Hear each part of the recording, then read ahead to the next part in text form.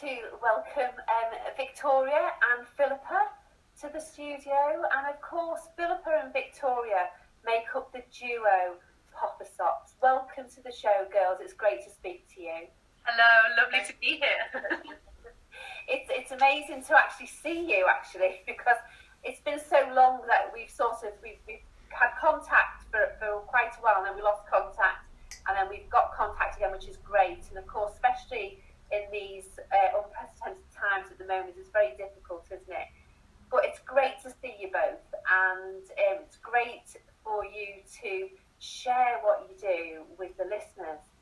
So tell me a little bit, because I know you both studied separately, and then you came together, didn't you? While you were at college, university. Yeah. Okay. So we were both. I was actually having a singing coaching session with our wonderful vocal coach Louise Crane, and at the end of my lesson, Philippa came in. And sometimes Louise gets her students to listen and kind of comment or be an audience member at the end of the lesson. It's a wonderful idea to do. And Philippa was my audience member.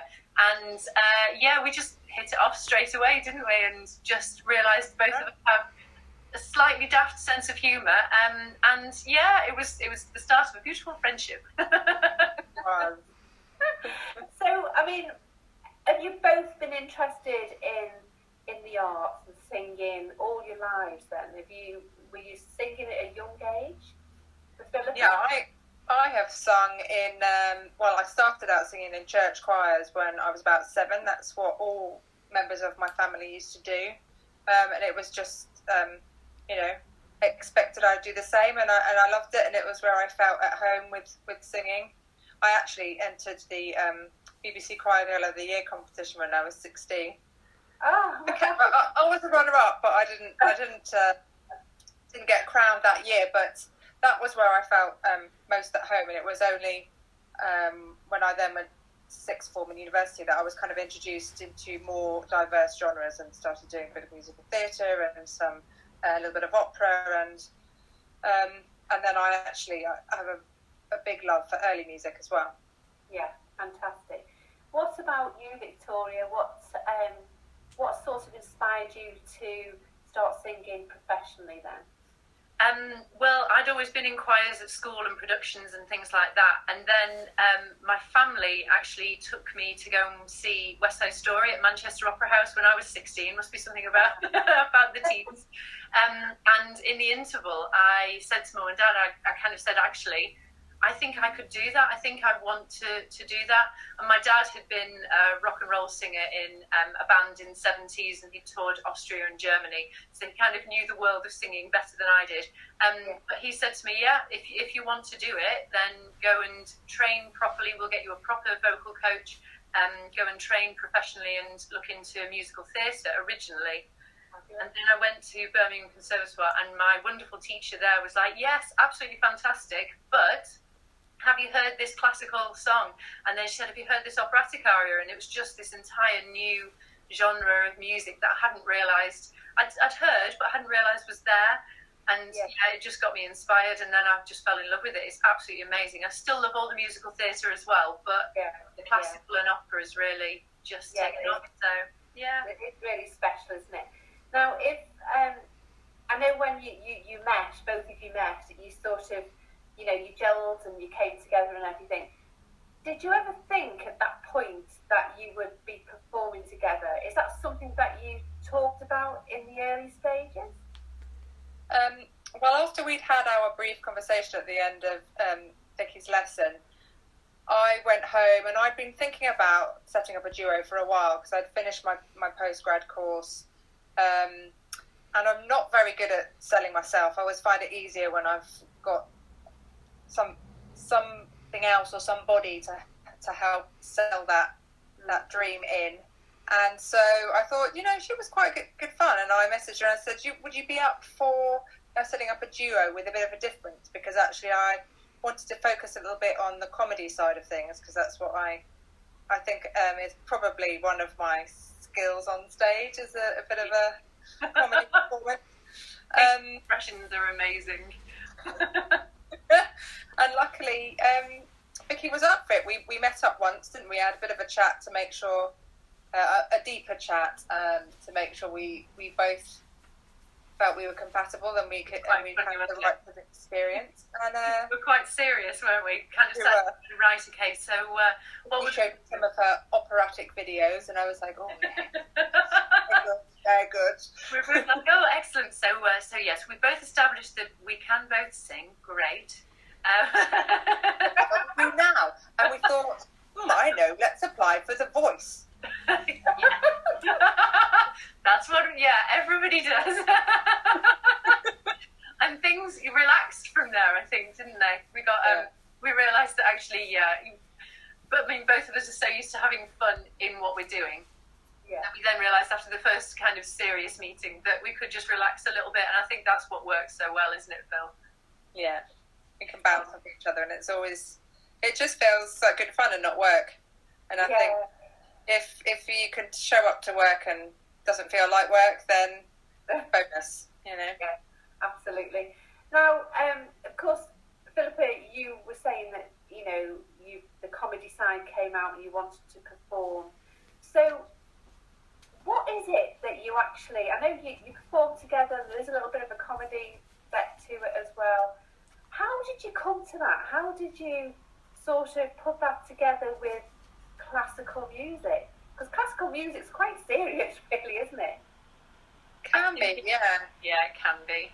I think that voice audition that I mentioned before was the starting point for us. We had to come up with 3 pieces of repertoire, and one of the first ones, which I think you might be playing later on the show, was Total Eclipse of the Heart, which we decided to sing in Italian because we thought that would have more of a connection with the operatic and classical backgrounds that we had and might be a bit different.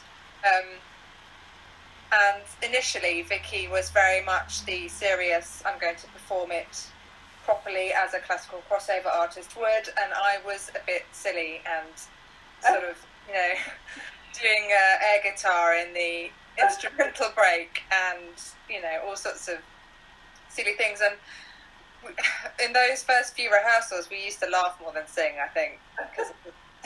We tried to do a sample video of it, and I think we might have put a clip on our Facebook page actually, but we tried to do a sample video, and because we could see the screen in front of us and I could see what Philippa was doing behind me, I couldn't stop laughing. So we'd start and Philippa would sing her line, and then I just wouldn't be able to sing. I'd just start laughing. So it took about 3 or 4 attempts, I think, for us to do a little sample video to put it on.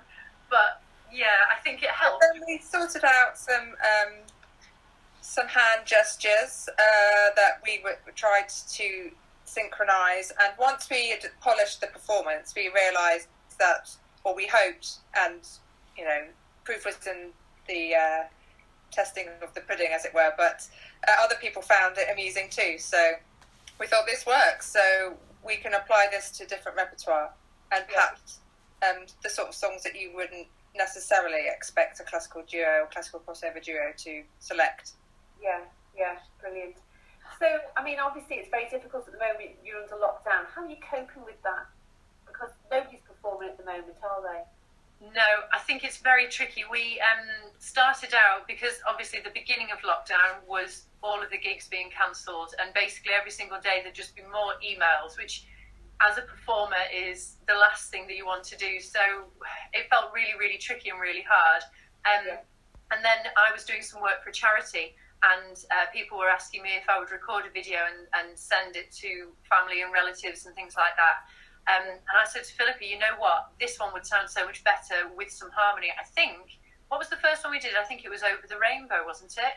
I know Over the Rainbow was definitely one of them. Anyway, and I said to Philippa, this would be amazing if you could sing it with me, because it would make it so much better. So then we thought, well, let's try it.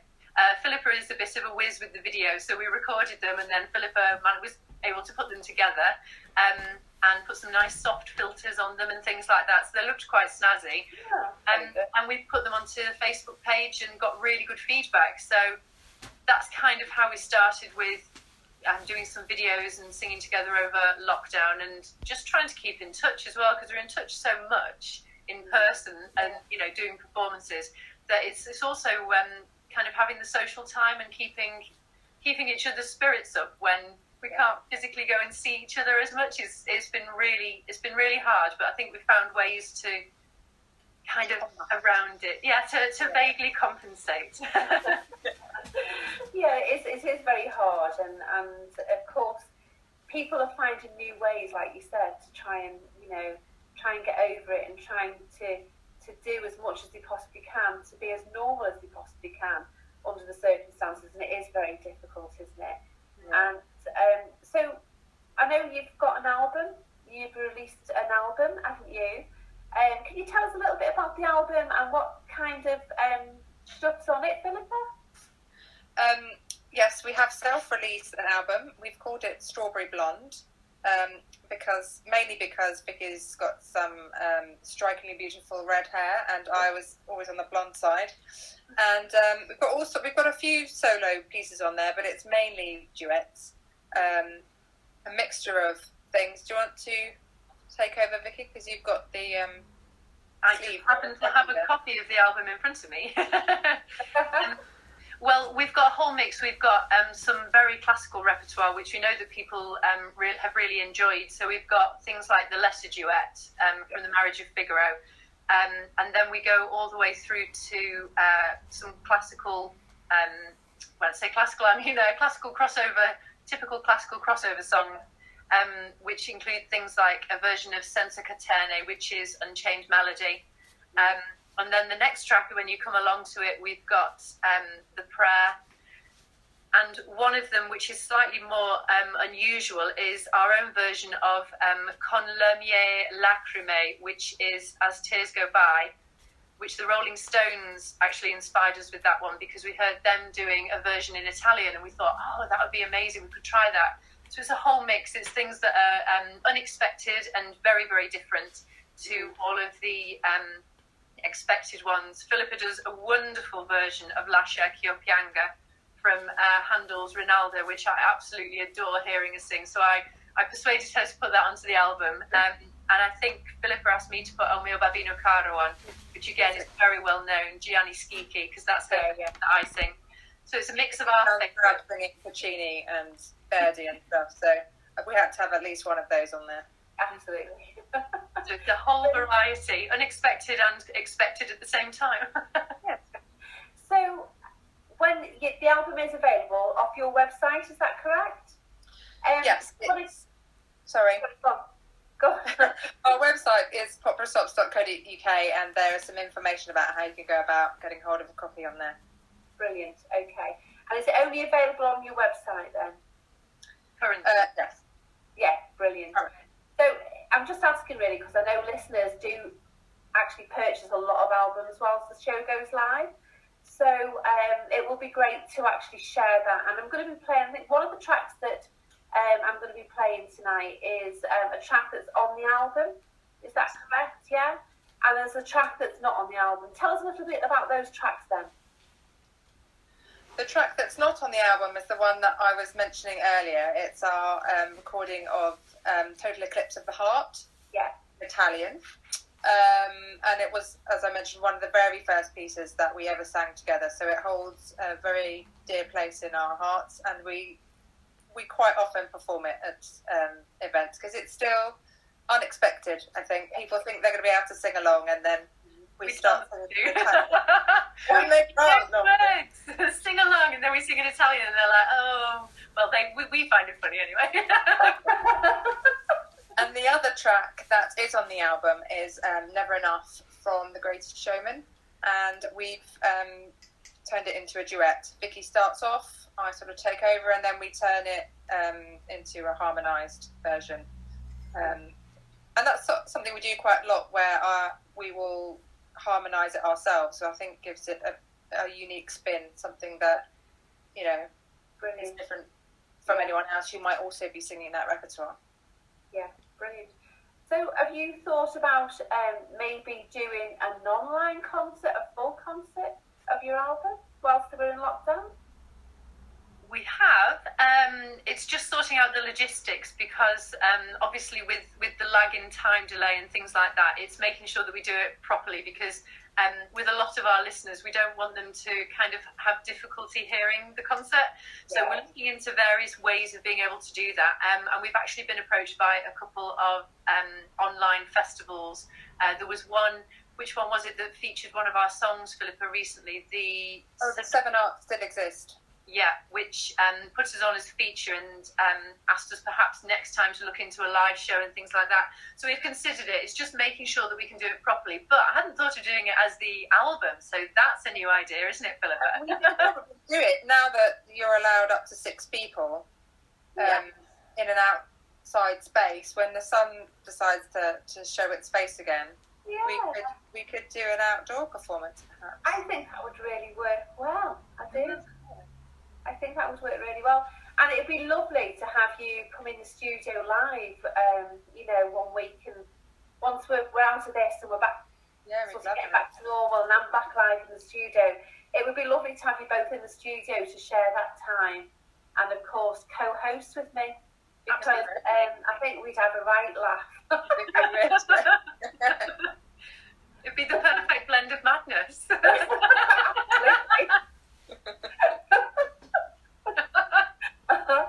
But you know what, girls, it's been absolutely wonderful to speak to you this evening, and keep in touch, and I wish you well with everything that you do, and of course we'll try and get the album sold and try and get a few more people to purchase it. So good luck with everything, and hopefully we'll meet again soon, very soon.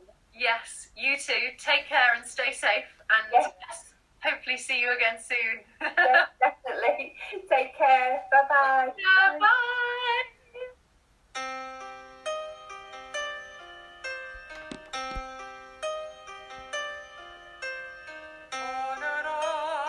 Ogni tanto sto da solo e sono sicura che non mi ritroverai. Ogni tanto sono stanca di riscoltarmi mentre piango la mia infelicità. Ogni tanto guardo indietro e scopro come il meglio di quest'anni sia passato di già. Ogni tanto tremo di paura, ma poi nei tuoi occhi sento quello che sei. E ogni tanto caro e non ci sei. E ogni tanto caro e non ci sei. Ora ti voglio più che mai.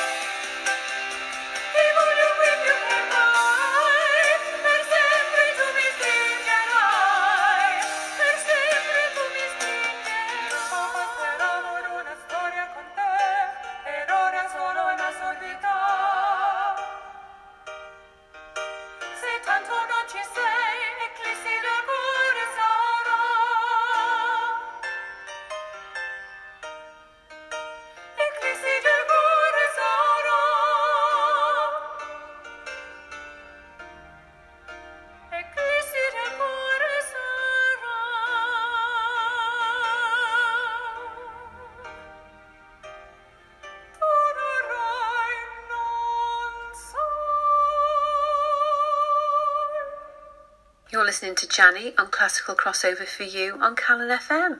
And I hope you really enjoyed that interview. It was great to catch up with the girls a couple of weeks ago. And of course that last track was a very famous track which we all know and love, and that was Eclipse of the Heart. Total Eclipse of the Heart. So I hope you enjoyed that. Now, of course, we have lovely tracks coming up on the show, and this next track